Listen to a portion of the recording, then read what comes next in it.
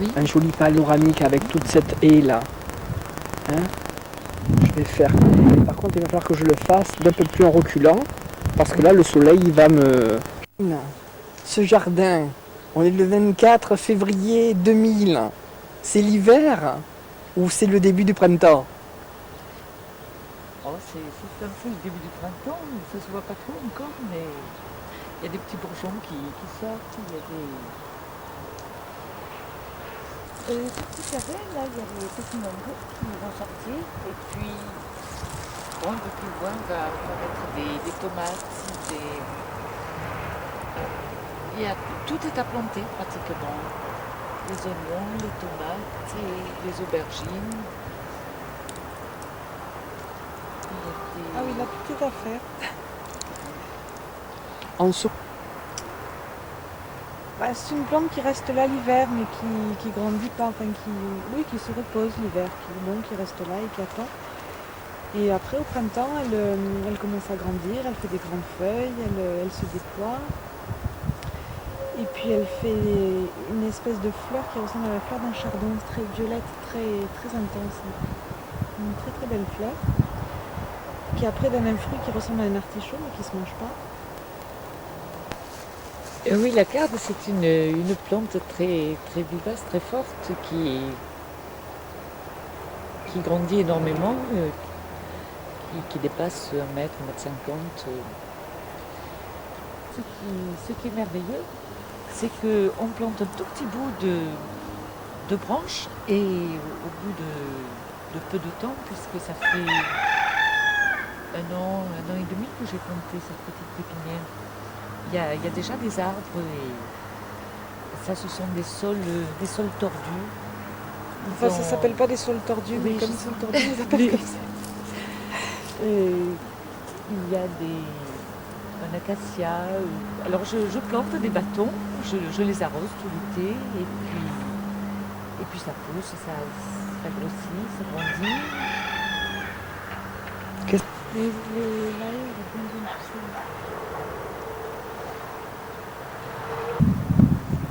Donc ça s'appelle par marcottage. Tu plantes une branche et ça pousse. Bouturage ou Bouturage. marcottage.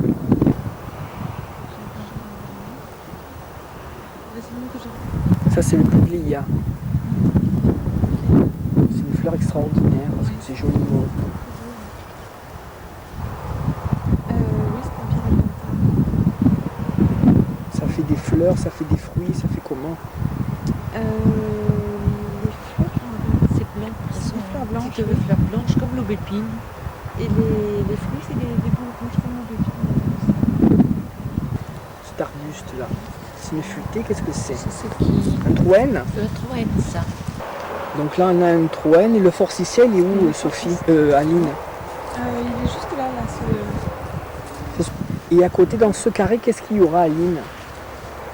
On pourra planter des rangées de noix.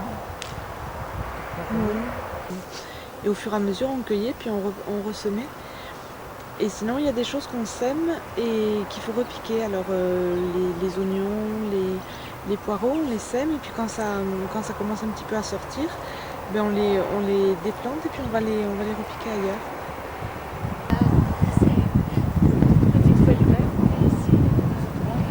D'accord. C'est ça ce qui monte en fleurs et après il y avait ces insectes dessus. Comment ils s'appellent ces insectes?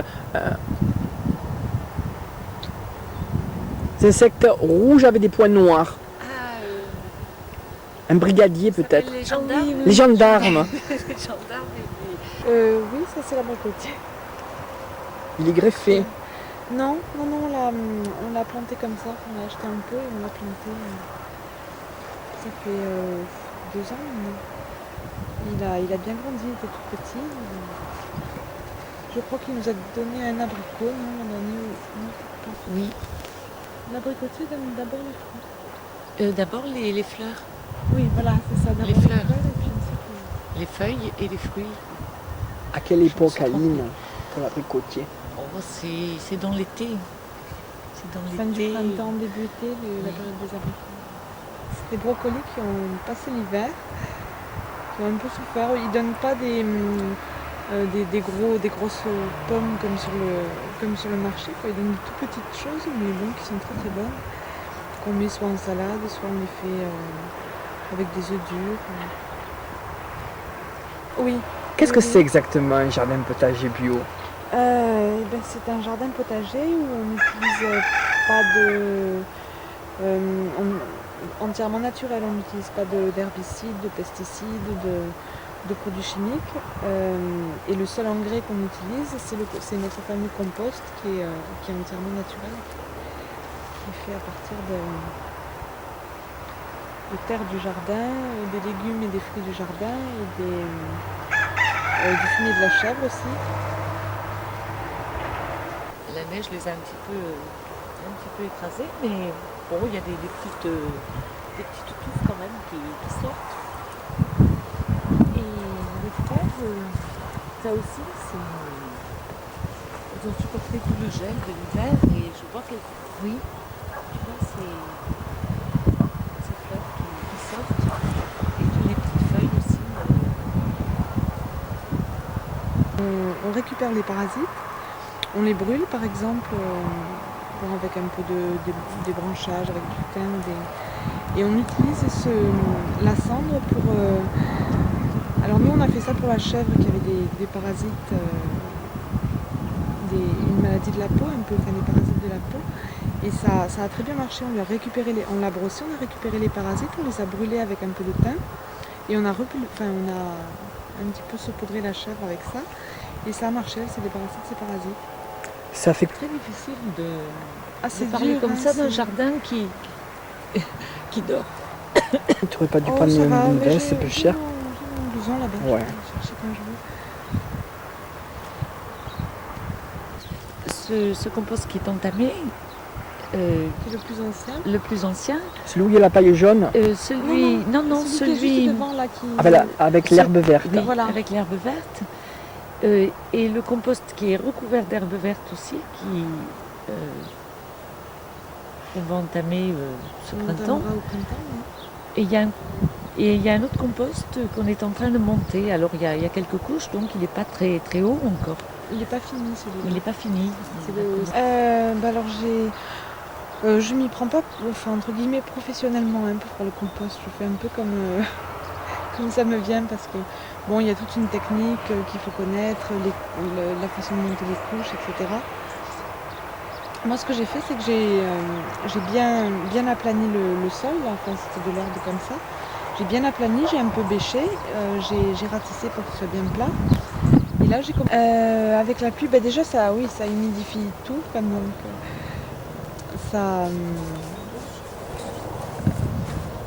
ça favorise la pluie et l'ensemble de la pluie et de la chaleur au printemps. Ça va favoriser l'action des bactéries, des petits micro-organismes qui sont là-dedans et qui vont se mettre à devenir très actifs et à décomposer, à faire tout leur travail de préparation là-dedans. Oui, avec celui-là. Ces deux-là, celui-là et celui-là sont les plus anciens. Il date de quand,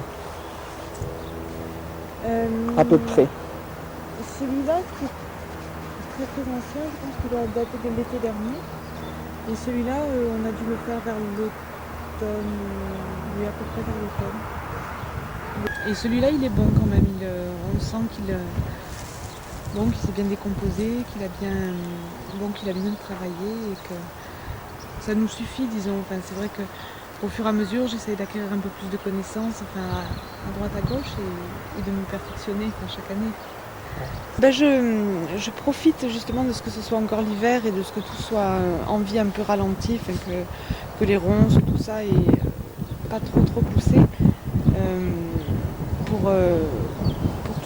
pour nettoyer tout le canal. Là, je vais enlever toutes les ronces et les cannes en même temps qui sont mortes, qui sont mortes pendant l'hiver. Parce que bon, je pourrais le faire au printemps, mais l'an dernier j'ai commencé un peu plus tard. Mais là déjà les ronces ont bien grandi, elles sont plus difficiles. Alors déjà que c'est pas tellement facile à enlever comme ça. Et en même temps, comme dans le jardin il y a encore rien à faire, je profite de ce moment-là En hiver, je travaille à peu près 2-3 heures par jour dehors. Ça dépend s'il fait beau ou pas beau. Quelquefois, je peux passer tout l'après-midi. Quelquefois, il fait vraiment froid, alors j'y passe 1 heure ou 2, enfin 1 heure. C'est assez variable, mais en moyenne à peu près 2 heures en hiver. Le compostier? Voilà, il y a une porte amovible. Ah, il y a justement des orties, parce que les orties sont très bonnes pour le compost. Tout à l'heure, Miro parlait du purin d'ortie. C'est bien de mettre un peu de purin d'ortie, mais même des orties comme ça, c'est des composants, elles apportent beaucoup de choses au compost. Donc j'ai ceux qui sont encore un peu, qui sont déjà chauds. Ça fait 2 jours qu'elles sont là.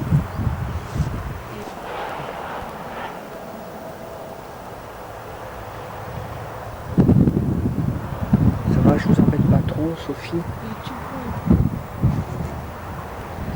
Bougez pas.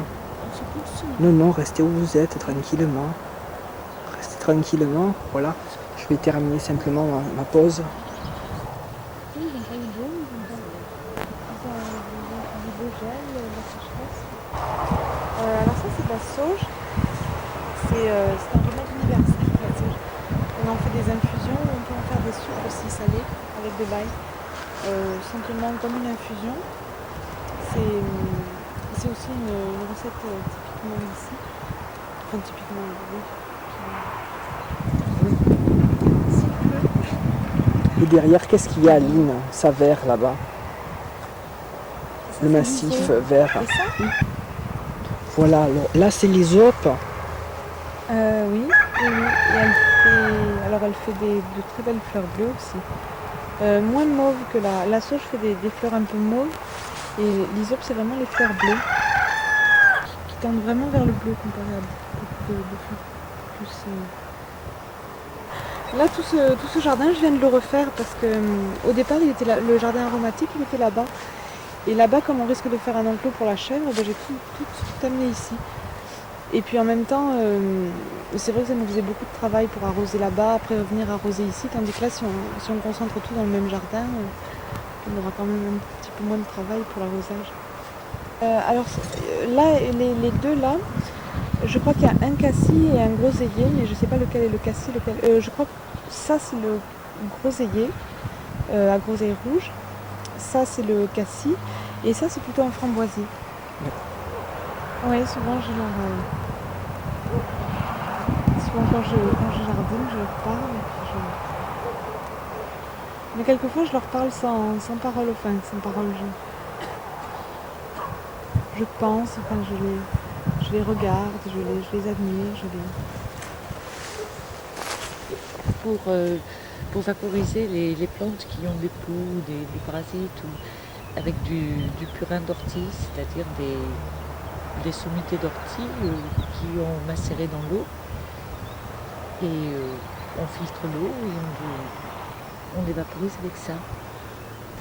Tu vois que tu avais peur, tu dis qu'est-ce qu'on va dire en hiver? Pourquoi on dit plein de choses en hiver? Oui, mais enfin, moi je me sens tellement bafouillante, tellement désorientée. T'en fais pas, je m'occupe de tout. Oui. Et on le plantera parce qu'on plante le piquet.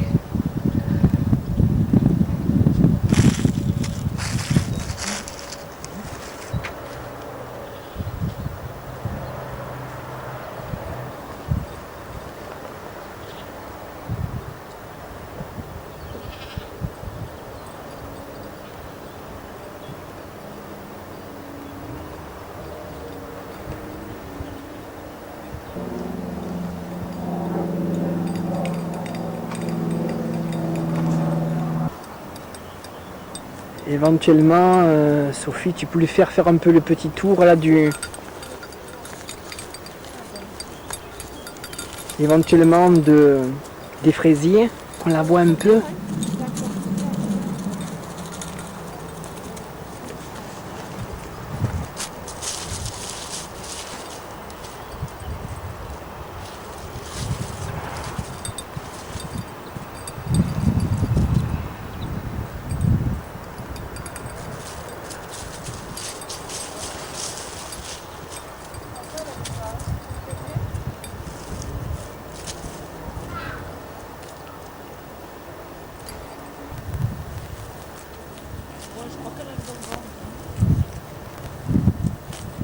Alors là, c'est Tamar, elle a l'air de bien aimer l'herbe. Ah oui, ça. Pas de problème. Qu'est-ce qu'elle aime bien dans le jardin, Sophie? Les brocolis en particulier, elle aime beaucoup. Les choux, les brocolis. Elle aime beaucoup les topinambours. Elle adore les herbes.